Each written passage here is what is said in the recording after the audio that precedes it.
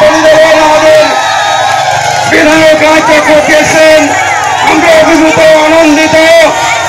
Hello বন্ধুরা, তোমরা সবাই কেমন আছো? আশা করি ভালো আছো। আমিও ভালো আছি। আমার নতুন একটা ভিডিওতে তোমাদের সবাইকে স্বাগত ভালোবাসা জানাই। তোমরা ভিডিওটি প্রথম থেকে শেষ পর্যন্ত দেখতে থাকো, দেখবে তোমাদের ভালো লাগবে।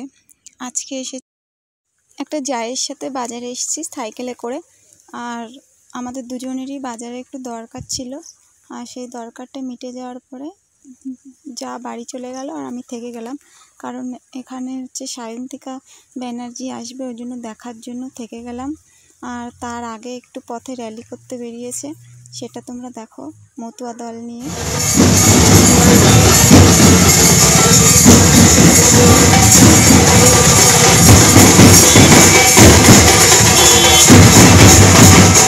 তোমরা দেখো এখানে কত লোক হয়েছে, মানে প্রচুর লোক হয়েছে, আর বেশি হয়েছে মতুয়া দল। আর হচ্ছে তারপরে সাইডে যেয়ে একটু বসলাম, কারণ সায়ন্তিকার জন্য অপেক্ষা করছিলাম যে কখন আসবে। আর তার মধ্যেই দেখি পথের র্যালি করা শেষ হয়ে গেছে, আর এখনই হচ্ছে আমাদের মধ্যে এসে পৌঁছে গেছেন দমকল মন্ত্রী সুজিত বসু। আর ওনাকে এখন সবাই স্বাগতম জানিয়ে মঞ্চে তুলছেন, আর উনি এই যে মঞ্চে উঠছেন। আর দেখো মানে প্রচুর লোক হয়েছে সব সায়ন্তিকাকে দেখার জন্য। আর এখন সুজিত বসু কিছু বক্তব্য রাখবেন, আর তার বক্তব্য আমরা শুনবো, আর তোমাদেরও একটু কিছু শোনাবো। আর আমি কোথায় বসেছি সেটা তোমাদের দেখাচ্ছি। দেখো আমি এখানটায় বসেছি, নিচেই বসেছি, আর একদম সামনেই মঞ্চের সামনেই বসেছি। আর তারপরে এই যে আমাদের সামনে এখন সুজিত বসু বক্তব্য। প্রণাম জানাচ্ছি আপনাদের। আপনারা ভালো থাকুন, আপনাদের পরিবার পরিজন ভালো থাকুন। একটু আগে আমরা মধুপর্ণা ঠাকুরের হয়ে আমি শ্রীমতী মমতা বালা ঠাকুর, যিনি সাংসদ, আপনাদের সবারই বক্তব্য একটু একটু করে শোনাবো। সুজিত বসুর বক্তব্যও শোনালাম। এখন হচ্ছে ওনার চলে যাওয়ার টাইম হয়ে গেছে, তাই উনি এখন চলে যাচ্ছেন। এখন আরেকজন সাংসদ উঠেছেন, তার সবাই ভালো থাকুন, সুস্থ থাকুন। আগামী 10 তারিখে বিপুল ভোটে ভোট দিয়ে জয়যুক্ত করবেন মধুপর্ণা ঠাকুরকে।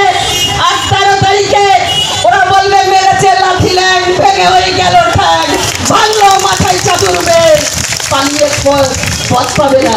সবাই ভালো থাকুন, সুস্থ থাকুন। জয় হিন্দ, বন্দে মাতরম।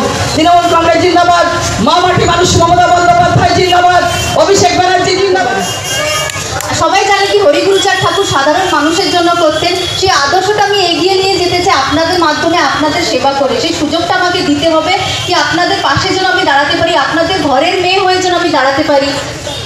আমার মাকে এবার পার্লামেন্টে হরিগুরুচাঁদ ঠাকুরের নামে শপথ নিতে দেয়নি, সেই শপথটা নিতে চাই। কি আপনারা একটা সুযোগ দিন কি আমি যেন আমাদের ঠাকুরের নামে যেন আমি শপথটা নিতে পারি। আমাদের যান, তাহলে সরকার পড়ে যাবে। তা কিন্তু বাইরে পরিবারের আমাদের বিধায়ক রাজ্যেন আমরা অভিভূত আনন্দিত। আজকের স্ক্র্যাচ নিয়ে উনি প্রধানমন্ত্রী হয়েছেন, কিন্তু মমতা বন্দ্যোপাধ্যায় আপনাদের যা যা গ্যারান্টি দিয়েছে, আপনাদের পাশে থাকার গ্যারান্টি দিয়েছে, মানুষের সাথে থাকার গ্যারান্টি দিয়েছে, আপনার অঞ্চলের উন্নয়নের কথা বলেছে, আপনার বাংলার উন্নয়নের কথা বলেছে, যে কোনো প্রয়োজনে আপনার সাথে থাকার কথা বলেছে, আপনার পাশে এসেছে। আপনি বলুন লক্ষ্মীর ভান্ডার থেকে আরম্ভ করে, কন্যাশ্রী থেকে আরম্ভ করে, স্টুডেন্ট ক্রেডিট কার্ড থেকে আরম্ভ করে, কি না দিয়েছে, স্বাস্থ্যসাথীর কার্ড, বিধবা। আমরা সবাই ছুটে ছুটে এসেছি।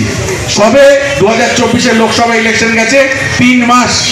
আপনারা জানেন কর্মীরা যারা রয়েছেন প্রচুর পরিশ্রম করেছেন, তারপরেও আবার বাই ইলেকশনে আমাদেরকে এই পরিশ্রমটা করতে হচ্ছে এই কারণেই, যাতে বন্দে মাতরম। আমরা অভিনন্দন জানাচ্ছি আমাদের মধ্যে চিত্র পরিচালক সাংসদ পরিচালক রাজ চক্রবর্তী আসবে, সেটা জানতাম না, এখানে এসে শুনেছি আর দেখাও হয়ে গেল। আর সায়ন্তিকা ব্যানার্জি অসুস্থ হয়ে পড়ে যাওয়ার জন্য এখানে আর আসতে পারলো না, পাশের গ্রামে এসেছিল। আর তারপরে আমরা এখন অনুষ্ঠানটা শেষ হওয়ার পরে বাড়ি চলে যাচ্ছি। আর ভিডিওটি আজকে এখানেই শেষ করলাম। ভালো লাগলে লাইক, কমেন্ট এবং সাবস্ক্রাইব করে দিও। আবার দেখা হবে নতুন আরেকটা সুন্দর ভিডিওর সাথে। টাটা।